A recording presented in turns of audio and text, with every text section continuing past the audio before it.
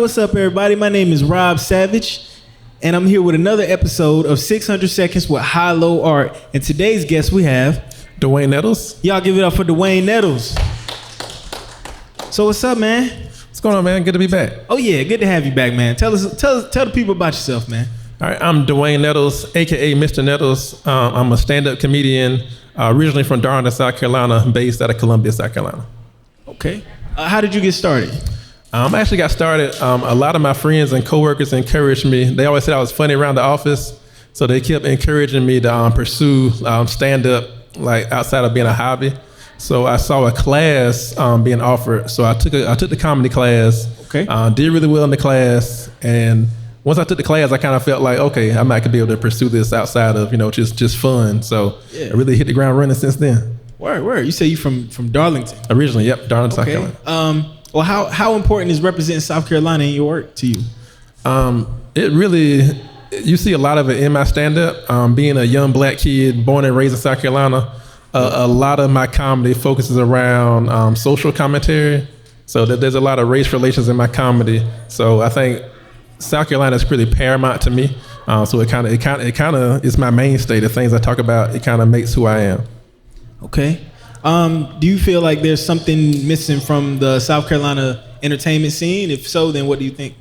Really, I would say the biggest thing, most people, in terms of entertainment in South Carolina, I see a lot of people feel the need to go out. So either go to Atlanta, move to New York, go to LA, finding different outlets. So I think the biggest thing for South Carolina, because I noticed, especially when I got started, when I first got into the comedy scene, I noticed there was a lot of competition. Like there were a lot of good talent. So like, people they're good. Yeah. So it was surprising. So the talents here, I think the biggest thing for South Carolina is creating that platform. Yeah. Do you consider yourself woke? I definitely do. I guess it's kind of, being an educator, it's almost impossible not to be woke and black. I tell people all the time, my biggest enemy is ignorance. So I actually got a joke about being woke. I consider myself good 8 hours of sleep woke. So when I'm awake, I'm very awake. But I do love my rest because sleep deprivation will kill you. Yeah. Yeah, straight up. What do you feel like is your purpose in life? Honestly, I feel like my purpose, one thing we talk about a lot, me and some of my friends, we talk about legacy a lot. So for me, I feel like my purpose is to give back and to leave something here once I'm gone. So I think being an educator, that's one thing I always want to do. Through the things I teach, through the memories and the different things, I want to leave something for the generation behind me. Okay. Who are some of your biggest influences, inspirations? Biggest influences and inspirations in life, I would just say my parents, my mother, my father. From an entertainment standpoint, definitely Dave Chappelle, Deion Cole, D.L. Hughley. I consider my comedy, it's a lot of social commentary, and I tend to like dry humor. So I take a lot of influences from them, but also a lot of new and up and coming guys like Kevin on Stage, guys like that. So I'm really inspired by those guys. Okay. I like that you mentioned Dave Chappelle. He's one of my favorite comedians of all time. All right. Who is somebody who you would like to work with? Those names included, but there's some newer guys. Ali Sadiq. I really love the things that Kev is doing with his comedy and just media in general.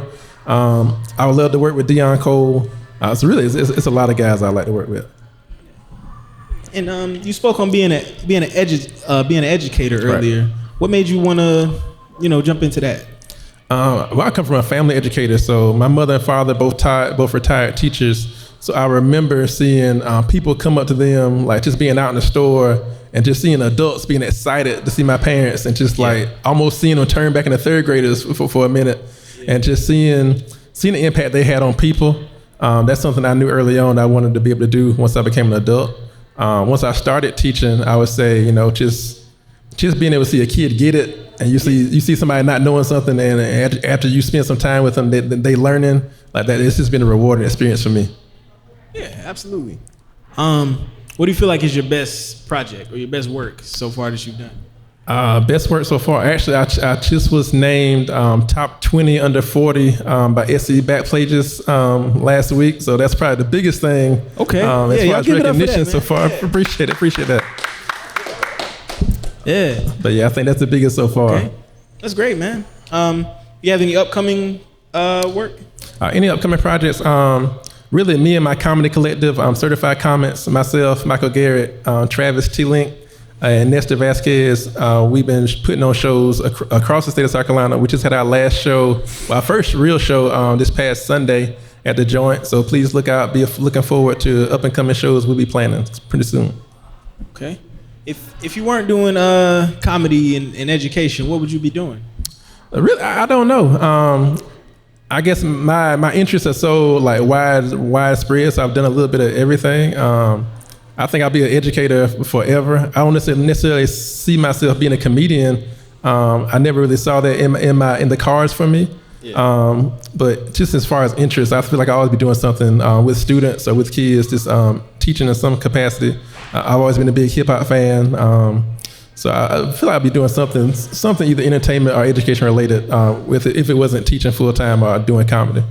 Yeah. Okay. What will be a personal I made it moment where you feel like you made it? Personal I made it moment. I don't know. I guess for me, like I guess I was just so used to being so humble. I don't know if I would ever see myself in this position doing what I'm doing. I've always considered myself a behind the scenes type of guy. I used to go into my classroom, teach my kids, and I used to go home. That was the gist of it. So I really guess saying like being recognized for the work I've been doing on the education platform and from entertainment platform. To me, I've done more than I thought I was gonna do already. So and as long as I'm able to give back, make a difference in my students' lives, and that's good enough for me. Okay. Well, being an educator, right.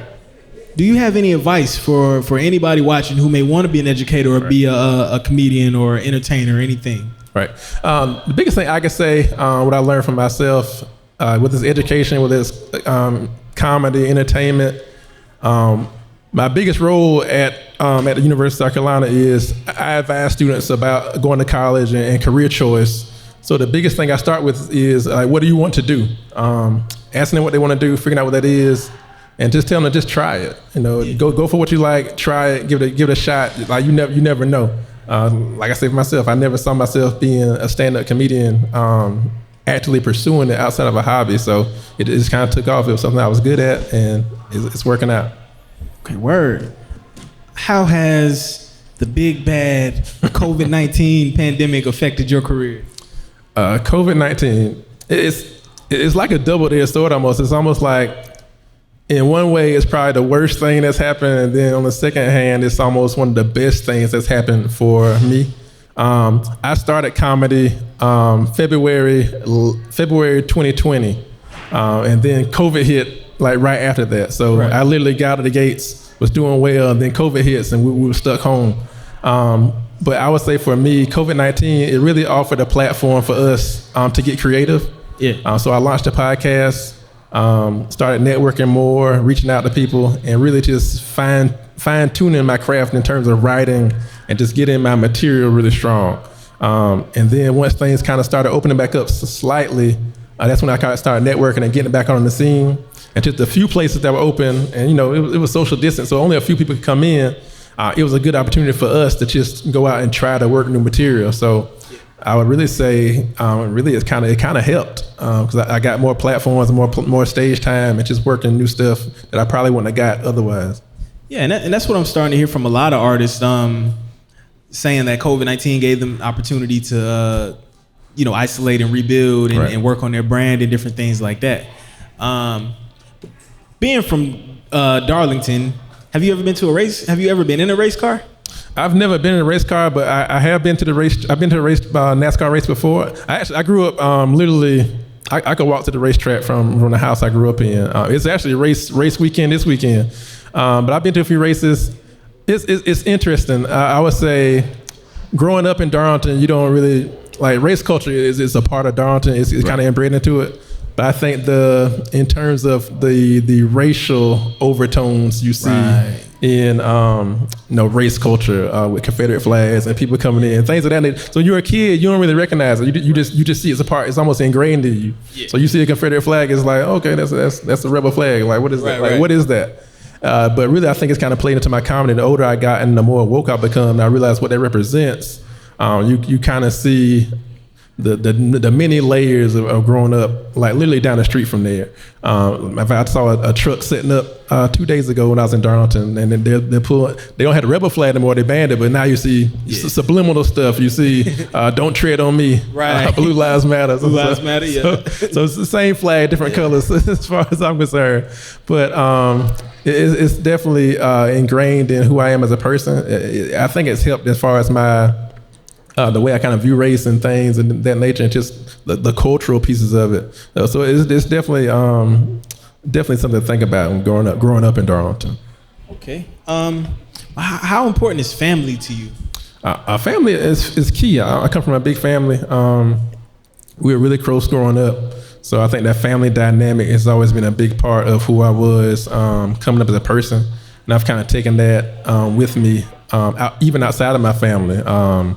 Going into work, and working with my students, one of the big things we push is how do you create a family environment everywhere you go? Right. So going into my classroom, creating that safe space, creating a family environment, I started to see me being more progressive and more impactful in my work, just bringing that family dynamic everywhere I went.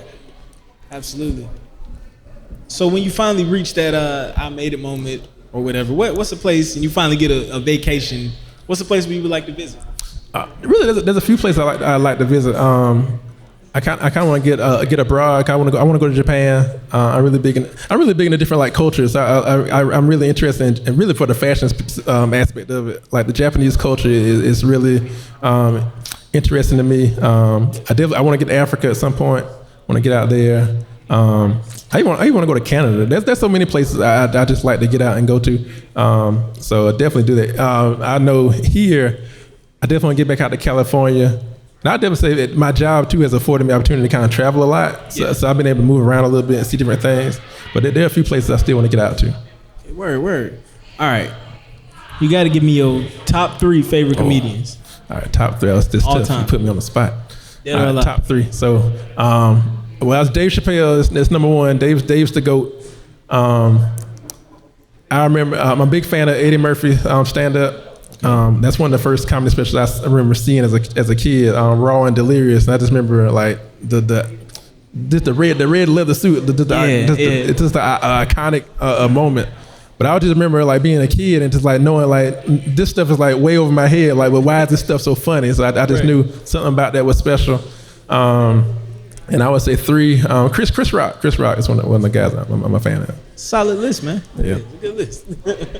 What I'm sorry. Tell us about your podcast. Okay, so I'm a co-host of a podcast, Laughs and Hip Hop. I co-host with 2 of my college colleagues, Jose Rivera and Maximilian Speed. So our podcast focuses on because my homeboy, he's a rapper. I'm a comedian, so we kind of took a play on the show Love and Hip Hop. We call it Laughs and Hip Hop. So I bring the comedy, he brings the lyrics, but. We kind of talk about a little bit of everything. We initially started just to kind of talk about rap, talk about the comedy scene, but it quickly evolved into us just having dialogue about things that are on TV, the rap scene, the comedy scene, politics, and that was never the goal initially, but it just organically happened that way. But I would say Laughs and Hip Hop is pretty much the birth child of what I say 15 years of friendship and conversation being brought to YouTube, I would say. Okay. Yeah, it's good. What's your favorite comedy TV show of all time? Favorite comedy TV show? That's a tough one too. I was a big In Living Color guy growing up. Saturday Night Live is a staple. This the sitcom stuff it's so many. Martin, knew it was coming. Fresh Prince. Yeah. And I hate to say it, Bill Cosby, The Cosby Show. Yeah, hate to say it, but it's still a good show. He just drugging folks. That's all. Okay. All right. What about movie? Favorite comedy movie? Favorite comedy movie. That's tough too. I remember growing up. One of my favorite movies was this is like digging deep. I'm Gonna Get You, Sucker. Was like one of the funniest movies I remember growing up. So that's like one of my favorite comedy movies. Say again. What? I'm gonna get you, sucker. Oh, I'm gonna get. Oh. You ever seen that? Yeah, when I was a kid, I remember seeing it and thinking this is crazy. It was like the beginning of what became Scary Movie and all that. Yeah, that was my first time seeing something like that. Right. What's in your music playlist? My music playlist, I'm a big fan of Kendrick, so Kendrick stays on rotation. Big Crit, anything Drake puts out, I go out and get. I'm a big fan. Then on the R&B side, SZA. I just got into Tank and the Bangers recently. That's pretty good. Yeah. It's a little mix. CeeLo Green. I didn't reaching back. Of course, Outkast, Goody Mob. All-time favorite. Right. You gotta shout out Outkast, greatest of all time. But this is a little bit of everything, to be honest. Yeah. Okay. Tell the people why they should follow and support you. I just like to consider myself. You should follow and support me. One of the biggest thing I say is support Black comedies, but just from my platform. With COVID-19, I feel like that was an opportunity for everybody. It was rough, so I feel like people are looking for a reason to laugh. So I feel like follow me, just to always try to lighten the mood everywhere I go. So give me a reason to laugh, but also give you a reason to kind of be hopeful. Any educational tidbits I put out there. So I try to keep my social media as close to real life as possible. Okay. Well, let them know where they can follow you and support you. All right, so you can follow me everywhere at Mr. Nettles, MisterNettles on Instagram, Facebook, and Twitter. You can follow our podcast at Laughs and Hip Hop Podcast on Instagram or Facebook. Okay. Any final shout outs for the people? Definitely want to shout out my podcast co-host, Jose Rivera, Maximilian Speed. I also want to shout out my comedy collective, Certified Comics, T-Link, Michael Garrett, Nestor Vasquez. Word.